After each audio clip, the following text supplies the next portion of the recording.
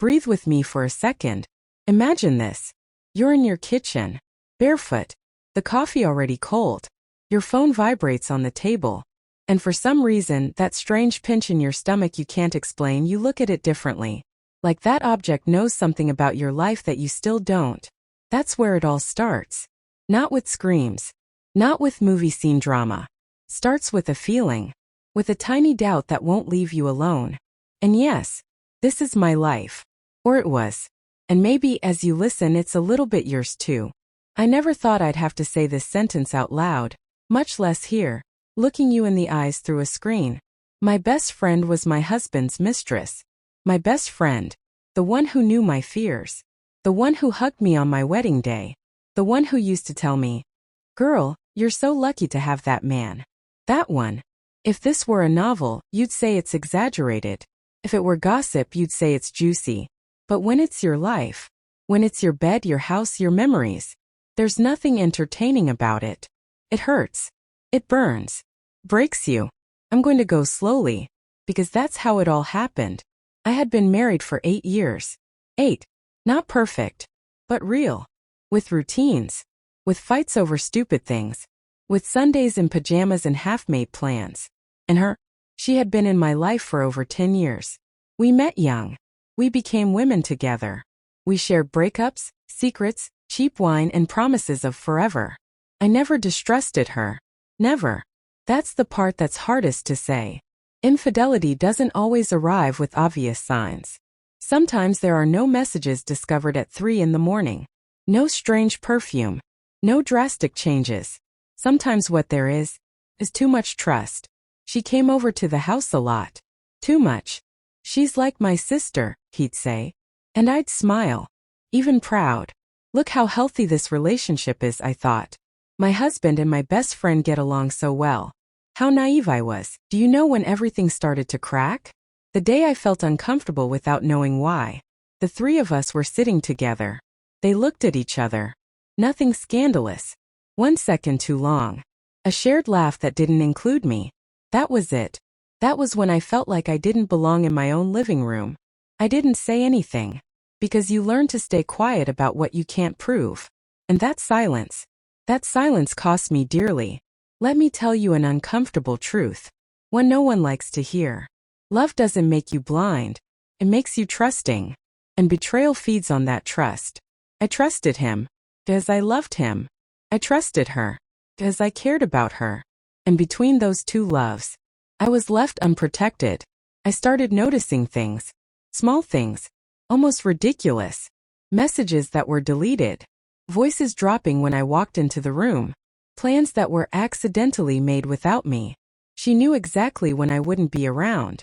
He knew exactly what to say to calm me down. Me? I knew exactly how to lie to myself. I'm exaggerating. It's all in my head. Don't be toxic. How many times do we say that just to avoid facing the truth? The day I found out wasn't dramatic. There were no screams. No immediate tears. It was worse. It was a cold certainty. A message. A phrase she always used with me. Written by him. For her. That's when everything collapsed. The past. The present. The image I had of myself. 'Cause they didn't just cheat on me. They made me doubt my intuition. My memory. My worth. When I confronted them. God. He cried. She cried too. And that was the most twisted part. Watching them cry as if they were the victims. As if the pain were shared. She said, "I never meant to hurt you." He said, "It was a mistake." A mistake? A mistake is forgetting your keys. Not desiring the person you share your life with. While sleeping with the woman who knocks on your door and hugs you. Here's another truth I learned the hard way. Infidelity doesn't start in bed. It starts with crossed boundaries. With conversations that go on too long. With confidences that no longer include you. With complicity that hides. They shared things with each other that I didn't know. They emotionally supported each other while I was right there. Believing everything was fine. That is betrayal too. Then came the emptiness. I lost my husband. I lost my best friend. And for a while, I lost myself. Because when betrayal comes from two people you love, you don't know who to hate more. Or who you miss. Or how to trust again. There were days when I missed them. Both of them. And that made me feel guilty. Dirty. Weak. But no. I was human. Let's talk about the morbid curiosity. Because I know it's there. People want details. They want to know how, when, where. And yes, it hurts to imagine. It hurts to think about the laughs they shared. The looks. The hands. It hurts to think that while I was telling her my insecurities, she was sleeping with my husband. That breaks you in a very specific way. It's not just jealousy. It's humiliation. But listen to this carefully. Infidelity says more about the one who betrays than the one who is betrayed. It wasn't because I wasn't enough. It wasn't because my love fell short. It was because they didn't know how to respect. And if you're on the other side of the screen thinking, I would never do that. Good. Hold on to that promise. Because crossing that line destroys more than you imagine. If you ever feel curiosity, if you ever feel drawn to someone who isn't yours, stop. Look around you. Look at the person who trusts you. Look at the friendships you could destroy. It's not just an affair. It's not just passion. It's inherited pain. It's distrust that moves in and never leaves. Today I'm better. Not untouched, but stronger.